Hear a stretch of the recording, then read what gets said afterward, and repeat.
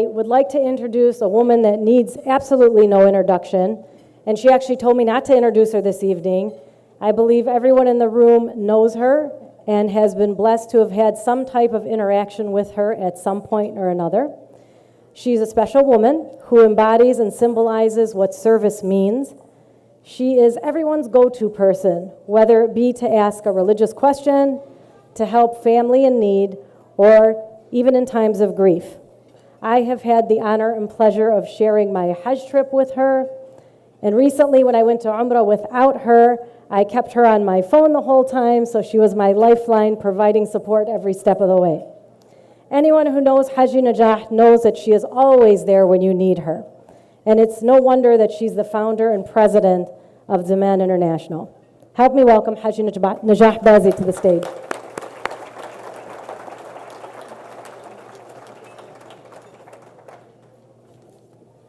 Assalamu alaikum, everybody.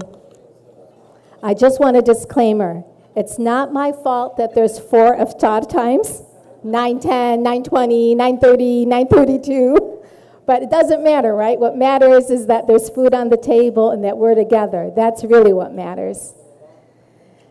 Ramadan Mubarak, everybody. Congratulations on the holy month. I'm just going to be a couple of minutes, and then inshallah food will be served. I think I'm between you and the food, so you're either going to love me or hate me, depending on the next couple of minutes. I just want to again thank Judge Charlene Elder for her gracious presence here with us today at Zaman. I admit that she's one of my favorite people in the entire world. I love her to pieces, and I've been wanting to ask her to participate in an event for many, many years, but never wanted to impose on her. And I'm just really thankful that she did such a beautiful job hosting you. Thank you, Judge Charlene Elder. Tonight's about what matters most. It doesn't matter how much food's on the table. What matters is when other people don't have food on the table. That's what tonight's about. It's about coming together. It's about love, love of our Creator, love of family, and love of community, and in that order. Anyone that knows me knows I have a formula, and I expect, like Jafar Hakim, to shout it out loud. God, family, and then everything else. A humanitarian is a person who gives of their time, and the word means time. For those of you who don't know, the word means time, and it's a very special, precious word.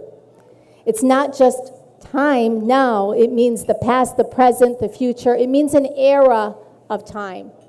So when you're a humanitarian and you're coming here tonight, thank you all for being here, what you're really doing is sharing yourself for a bigger and a greater cause. I want to tell you something about Zaman.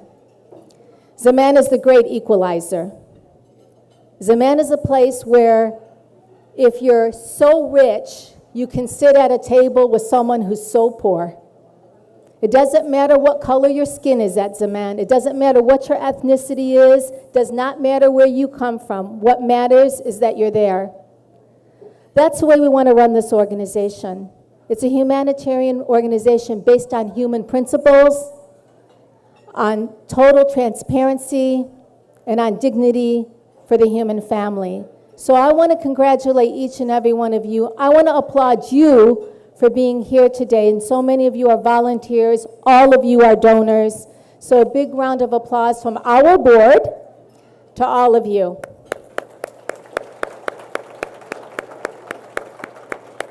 Just a couple more minutes and I'll let you eat.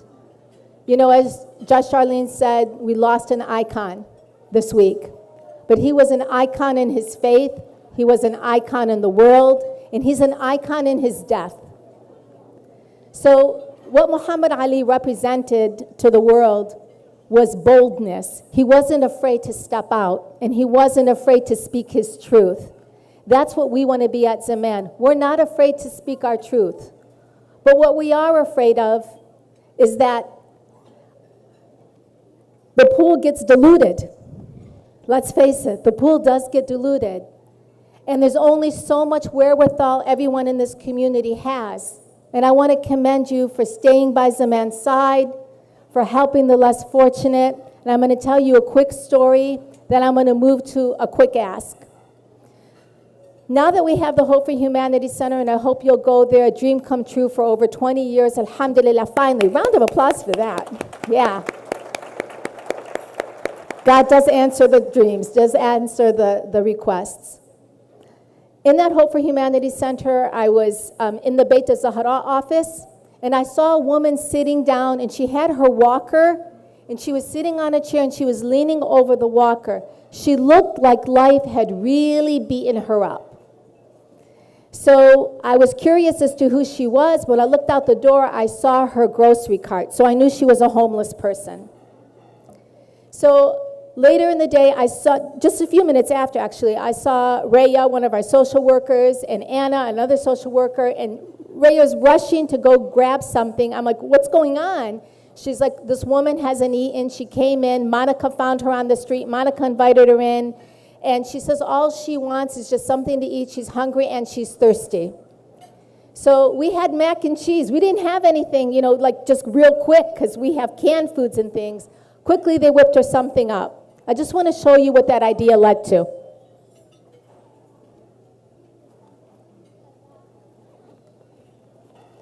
Go ahead and eat your fruit. No one's going to starve here tonight. I said, you know what? Nobody's going to ever walk out of here hungry again. So she's homeless. Why can't we just make backpacks with food in them? So we did. And now we have, I don't know, hundreds, it seems like, of backpacks that have things for people who don't have a place to sleep. And the reason why we did a backpack is because sometimes they don't even have a cart to push.